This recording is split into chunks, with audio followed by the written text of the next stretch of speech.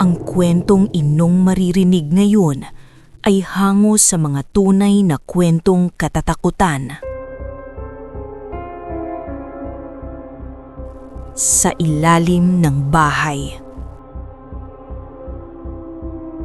Tahimik ang probinsya kapag lampas 10:00 na ng gabi. Ibang klasing katahimikan, yung katahimikang may laman, parang may nakikinig. Lumaki ako sa isang lumang bahay na gawa sa kahoy, nakatukod sa mga haliging sementado. Mataas ito, gaya ng karamihan sa mga bahay sa baryo namin. May silong sa ilalim, maluwag, madilim, at palaging malamig kahit tirik ang araw. Noong bata pa ako, sinasabihan na kami ng lola ko, "Huwag kayong maglalaro sa ilalim ng bahay kapag gumagabi." Hindi niya sinasabi kung bakit, hindi na rin kami nagtatanong. Pero may mga gabi talagang napipilitan kang bumaba, gaya ng gabing iyon. Umulan ng malakas buong hapon, bandang 11:00 ng gabi, nawalan ng kuryente. Sanay na kami roon, naglatag lang si nanay ng kandila, habang si tatay ay naghahanap ng flashlight. Ako ang pinababa. "Baka nandoon ang extension," sabi ni tatay. "Bilisan mo." Ayokong bumaba. Alam kong ayokong bumaba. Pero mas ayokong magmukhang duwag. Pagbaba ko ng hagdan, agad akong sinalubong ng amoy. Halo ng lupa, amag, at lumang kahoy na parang matagal nang nabubulok. Basa ang lupa. May mga tulo mula sa sahig ng bahay sa itaas, tumatama sa lupa ng plak, plak, plak. Parang orasan. Tinutok ko ang flashlight sa paligid. May mga sako ng palay, lumang aparador na sira ang pinto, isang sirang duyan na matagal nang hindi ginagalaw. At sa pinakadulo ng silong, may bahagi roong hindi tinatamaan ng ilaw. Kahit itinututok ko ang flashlight, parang hinihigop ng dilim ang liwanag. May narinig akong tunog. Kaluskos. Tumigil ako sa paghinga. Akala ko daga lang, pero mabagal ang tunog. Parang may hinihila o gumagapang. "Daga lang," bulong ko sa sarili ko, paulit-ulit, para maniwala ako. Habang papalapit ako sa aparador, may napansin ako sa lupa. May bakas, hindi paa ng hayop, parang kamay. 5 daliri, malalim ang hukay sa putik na parang may mabigat na katawan ang dumaan roon, papunta sa madilim na sulok. Gusto kong tumakbo pabalik, gusto kong sumigaw, pero may narinig akong boses. Mahina, basag, parang galing sa ilalim ng lupa. "Andyan ka na ba?" Nanigas ang buong katawan ko. Boses iyon ng bata. Hindi ko alam kung bakit ko sinagot. "Opo." Pagkasabi ko noon, nagsara ang bibig ko sa takot. Tahimik. Isang patak ng tubig ang bumagsak sa leeg ko. Malamig, mula sa itaas. Pero hindi dapat doon galing. Dahan-dahan kong itinaas ang flashlight at doon ko nakita, sa ilalim mismo ng sahig ng bahay, may mukha. Baligtad, nakasilip pababa, walang mata, ngunit alam kong nakatingin siya sa akin, at sa kanya binuka ang bibig niya, sobrang lapad, lampas sa kayang gawin ng tao. "Bumaba ka pa." Hindi ako nakagalaw. Hindi dahil ayaw ko, kundi dahil parang may humawak sa mga paa ko. Hindi kamay, hindi rin lubid. Parang malamig na hangin na may bigat. Parang may yumakap sa mga binti ko mula sa lupa. Hinihila pababa ang laman at buto. Pinatay ko ang flashlight. Hindi ko alam kung bakit. Siguro, umaasa akong mawawala siya kapag wala na akong nakikita. Pero mas lumala. Sa dilim, mas lumakas ang tunog.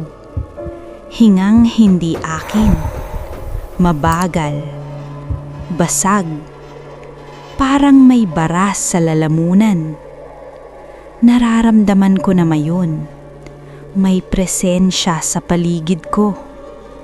Hindi isa. Marami. Kuya. Mahina ulit ang boses. Mas malapit na mayon. Lamig po dito. Kilala ko ang boses na yun. Boses iyon ng kapatid kong si Lino. Pero patay na si Lino. Namatay siya 7 taon na ang nakaraan.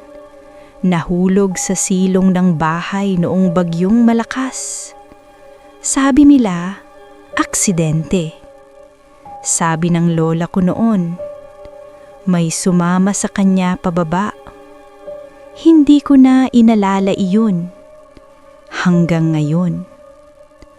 Dahan-dahan kong binuksan ulit ang flashlight. At nakita ko siya. Hindi buo. Hindi tao. Mukha lang. Nakadikit sa ilalim ng sahig.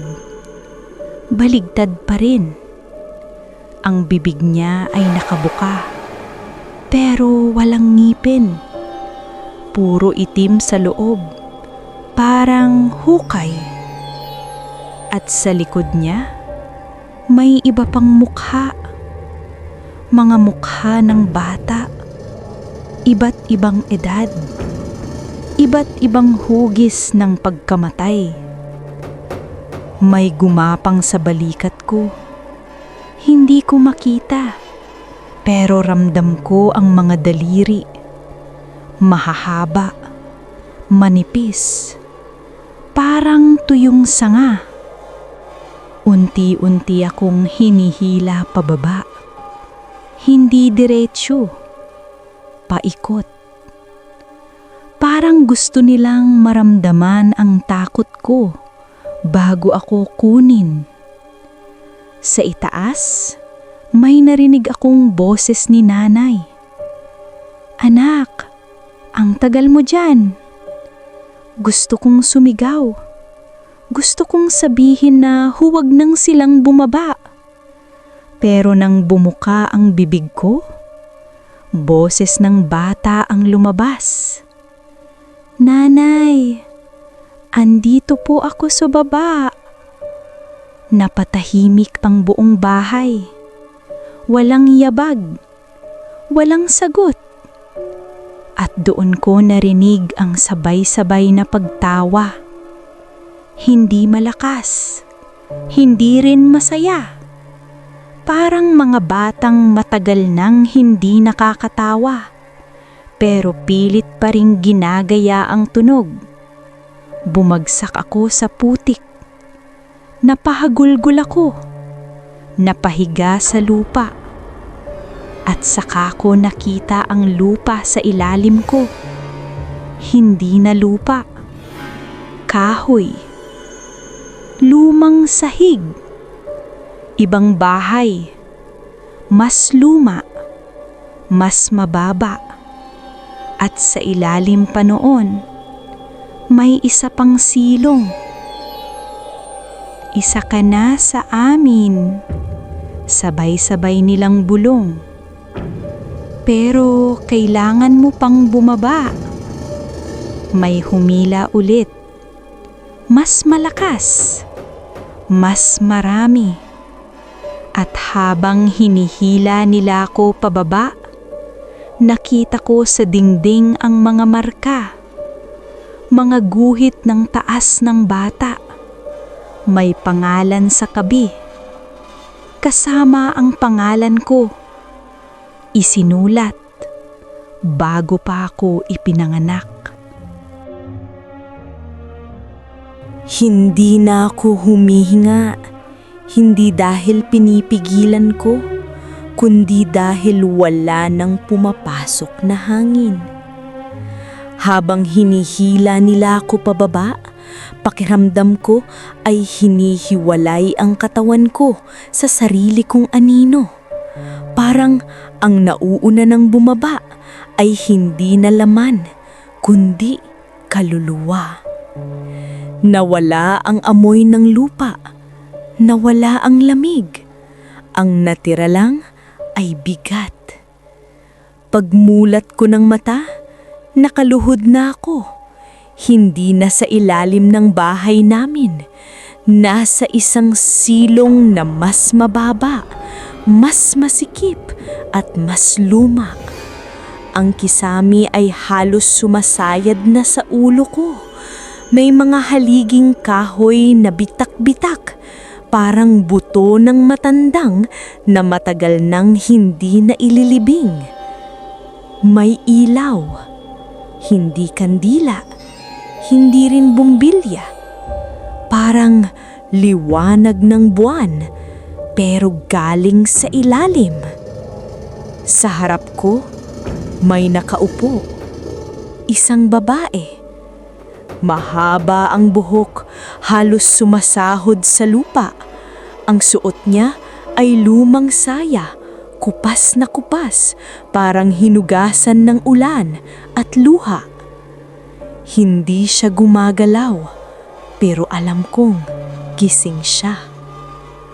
Matagal na kitang hinihintay, sabi niya.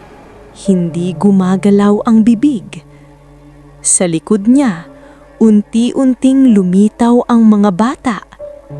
Pare-pareho silang tahimik ngayon. Wala nang iyak, wala nang tawa.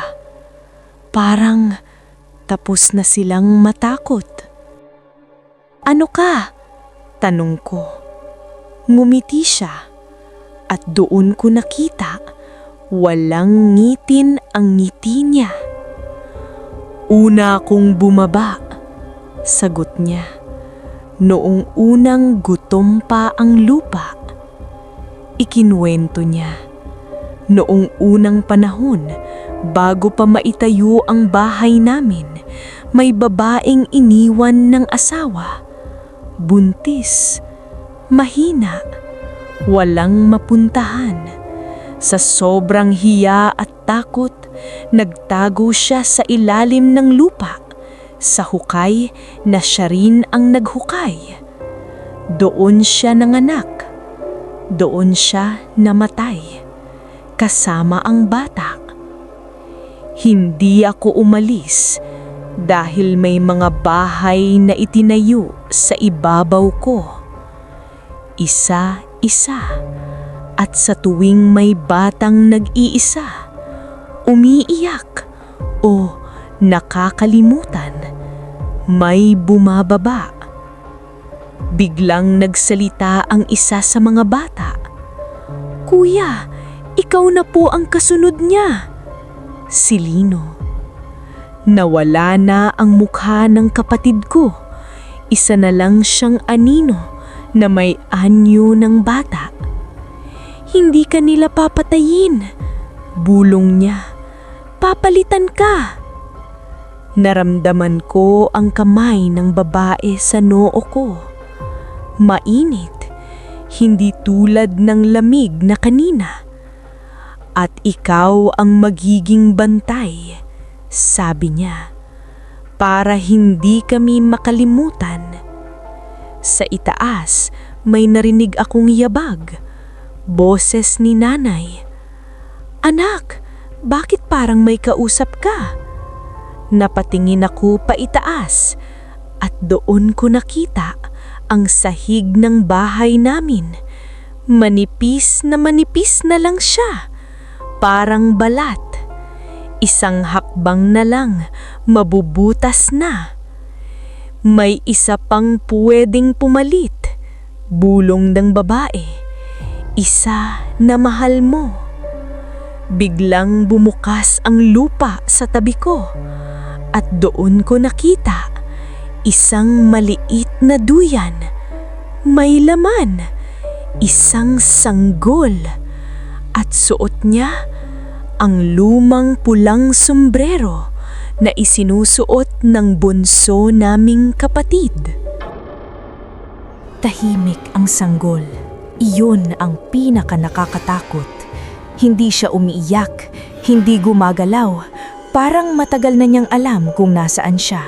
Lumapit ako sa duyan. Bawat hakbang ko ay mabigat, parang may humihila sa likod ng mga paa ko pabalik sa dilim. Naririnig ko ang paghinga ng mga bata sa paligid, hindi sabay-sabay, kundi parang alon. May mga humihinga, may mga hindi na kailangan. Isa lang, bulong ng babae sa likod ko. Isa lang ang kailangan para manatiling buo ang ilalim. Tinitigan ko ang sanggol, ang bunso naming kapatid, ang tanging liwanag sa bahay namin simula nang mamatay si Lino. Sa itaas, biglang may umiyak. Boses ni nanay. "Nasaan ang bata?" Nagkagulo sa bahay. May yabag, may sigawan, may dasal. Narinig ko ang pangalan ko, paulit-ulit, hanggang sa maging parang ingay na lang, hindi na salita. "Kung iiwan mo siya," sabi ng babae, "makakaahon ka. Kung ikaw ang may iwan, may makakalimot." Lumapit si Lino. Wala na siyang mukha, pero alam kong siya iyon. "Kuya," sabi niya, "huwag ka nang matakot. Masakit lang sa una." Naramdaman ko ang sahig sa ilalim ng paa ko. Manipis na. Isang bigat na lang, babagsak. At doon ko naintindihan. Hindi kumukuha ang ilalim ng bahay ng basta-basta. Hindi siya nagnanakaw. Pinapalitan niya. Inangat ko ang sanggol. Mainit siya. Buhay. Sa unang pagkakataon mula nang bumaba ako, umiyak siya. Isang malakas, malinaw na iyak. Sumigaw din ako, hindi sa takot, kundi sa pagpili. Inilapag ko siya sa lupa at itinulak pa itaas. Sa sandaling iyon, bumigay ang sahig. Bumagsak ako. Hindi ko na naramdaman ang katawan ko. Naramdaman ko lang ang lupa na yumakap sa akin. Mainit, siksik, parang sinapupunan. "Salamat," bulong ng babae. Unti-unting naglaho ang mga bata, isa-isa, parang usok. Si Lino ang huli. Ngumiti siya. Sa wakas, may mukha na ulit. Sa itaas, may sumigaw. "Nahanap na ang bata!" May iyakan, may yakapan, may pasasalamat. At may isang pangalan na hindi na binanggit kailanman. Ngayon, gabi-gabi ay may maririnig pa ring tunog sa ilalim ng bahay. Hindi iyak, hindi tawa, kundi yabag. Mabagal, paikot, parang nagbabantay. At kapag may batang maglalaro sa silong pag gumagabi, ay may boses na bubulong mula sa dilim. "Umakyat ka na, may naiwan na rito." Ito ang Miss Liz Creepy Stories. Matulog ka na kung kaya mo. At kung bago ka pa lang sa ating YouTube channel, huwag kalimutang mag-subscribe para lagi kang updated sa mga susunod na totoong kwentong katatakutan.